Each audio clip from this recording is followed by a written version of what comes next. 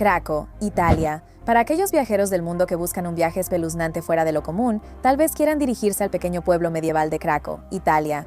Ubicado a unas 25 millas tierra adentro, el pueblo fue habitado alguna vez por los griegos. Se han encontrado tumbas en la isla que datan del siglo VIII, pero los terremotos, deslizamientos de tierra y la falta de tierras fértiles para la agricultura llevaron a los habitantes originales a abandonar el pueblo. En su época de esplendor, el pueblo contaba con una universidad, una prisión, grandes plazas e incluso un castillo que más tarde se convirtió en el símbolo del pueblo. Con un promedio de 1.500 habitantes a lo largo de los siglos, una plaga azotó el pueblo en 1656, la cual mató a cientos de personas.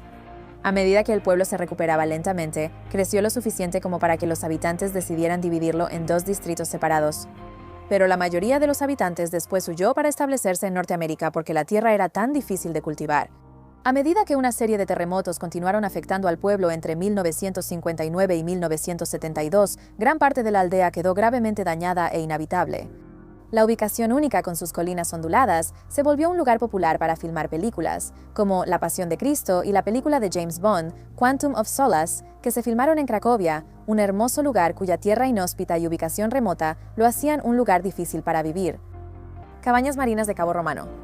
En el extremo sur de la isla Marco, en Cabo Romano, Florida, hay una serie de extrañas casas con forma de cúpula situadas en el mar. Circularon rumores de que las estructuras alguna vez fueron el hogar de un culto secreto o edificios dejados por extraterrestres, pero la realidad es mucho menos extraña.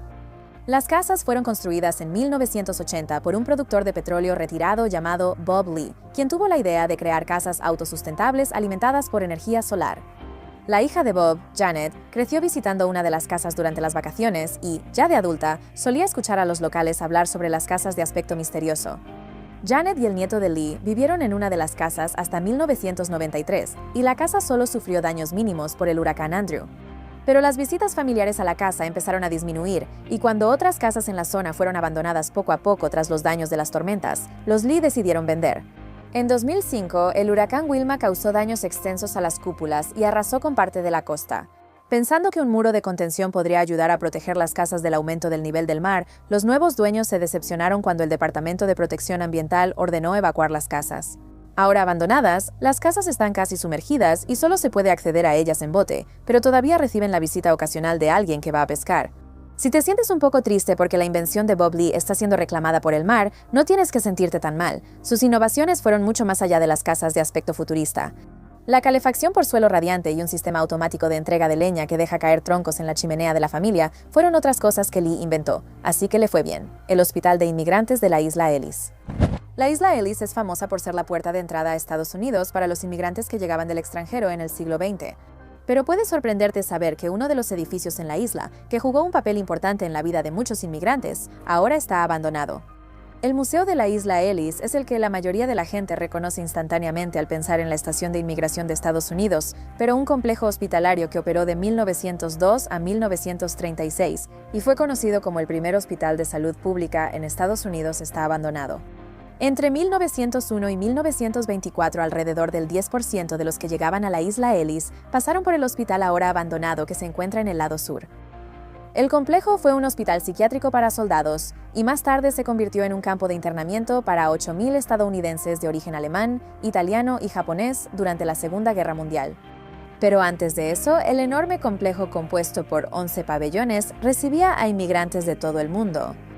Con diferentes salas para varias enfermedades, incluyendo sarampión, tuberculosis y tosferina, la instalación tenía aproximadamente 450 camas en total.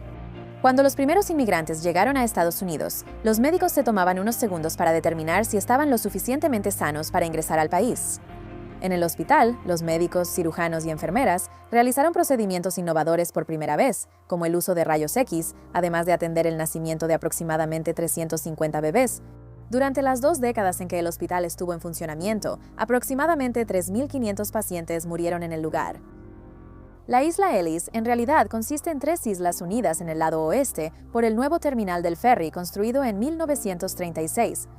A pesar de su estado actual de deterioro, la estación de inmigración de la Isla Ellis es una parte importante de la historia de Estados Unidos y sirve como recordatorio de quienes vinieron a este país en busca de nuevas oportunidades.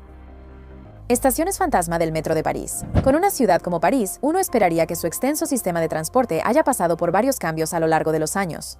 Pero cuando se introducen nuevas estaciones, otras son abandonadas, lo que ha llevado a la existencia de varias estaciones fantasma, algunas de las cuales fueron cerradas al inicio de la Segunda Guerra Mundial. Estas estaciones fantasma son exactamente como suenan, túneles abandonados bajo la ciudad de las luces. Estas misteriosas y deterioradas estaciones son perfectas para los exploradores urbanos en busca de aventuras. En la Segunda Guerra Mundial, muchas de las estaciones tuvieron que ser cerradas porque los trabajadores fueron llamados al frente para luchar. Con la intención de reducir costos ante la falta de personal, muchas de las estaciones cercanas a algunas de las zonas más conocidas de París fueron cerradas, incluyendo Champs-de-Mars, cerca de la Torre Eiffel, y una en el barrio latino, por mencionar solo algunas. Pero estas estaciones históricas no están simplemente vacías acumulando polvo. Algunas se han utilizado como locaciones para filmaciones, mientras que otras se usan para dar mantenimiento a los trenes o para capacitar a técnicos, ingenieros y electricistas. En 2014, una de las candidatas a la alcaldía incluyó en su campaña la idea de convertir las antiguas estaciones del metro en cines y albercas subterráneas. Pero cuando perdió su candidatura, sus planes también quedaron en el olvido. Por ahora, solo tendrás que fantasear con la historia secreta de estos túneles de tren abandonados y andenes vacíos bajo París. El Wonderland de China en China se suponía que sería la versión de Disneylandia de Pekín. Los desarrolladores prometieron el parque de diversiones más grande de Asia, pero ahora el parque temático ha estado abandonado desde 1998. Ubicado en 100 acres de terreno a 45 minutos del centro de Pekín, Wonderland nunca pasó de la construcción inicial. ¿Por qué no? Wonderland estaba bastante avanzado en su construcción, así que hubo rumores de que la tierra estaba embrujada o que se habían topado con una fosa común. Sin embargo, parece que el proyecto se quedó sin fondos y simplemente lo dejaron a medio construir. Se desató una fea disputa por la propiedad entre el gobierno local y los agricultores, que habían sido obligados a ceder sus tierras para que se construyera el proyecto. Ahora solo quedan los esqueletos del lugar, un palacio, una aldea y otras estructuras en medio de un campo de maíz desolado. Hay muebles desechados, acero oxidado y cemento en descomposición, y una gruesa capa de polvo sobre todo lo que se ve. Además, ese silencio inquietante y escalofriante. Los antiguos residentes empezaron a recuperar la tierra poco a poco y volvieron a cultivar y criar ganado. El Palacio Esqueleto los vigiló hasta que fue demolido oficialmente en 2013, a pesar de los esfuerzos por revivir el parque.